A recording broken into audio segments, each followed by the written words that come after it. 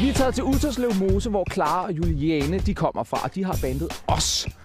De tror, at de skal mødes med lokalavisen til et interview om, hvordan det var at være til casting til MGP.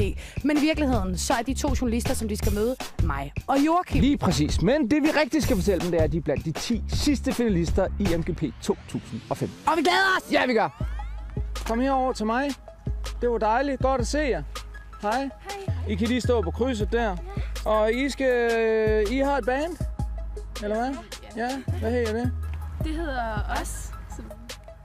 Hvad staver jeg til så? UZZ. Okay. Er det noget med, at I har været til noget casting og sådan noget?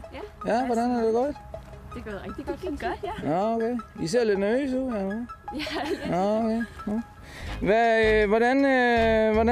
Hvordan ville I reagere, hvis I skulle være med i MGP, for eksempel? Altså, det ville jo bare være det bedste overhovedet. Ja, jeg tror også, vi vil smide os i armene på hinanden og være sådan totalt glade. Okay. Jeg tror, prøv lige at... Meget fedt, hvis I Det er super fedt. Piger. I skal være med i MGP! Tillykke! Tak!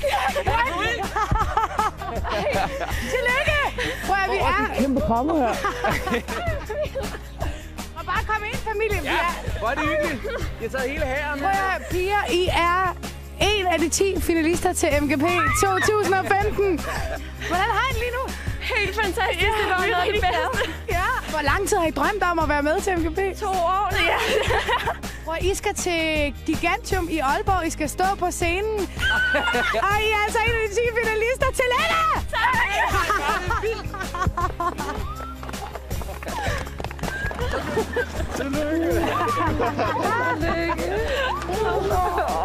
Tillykke, skat.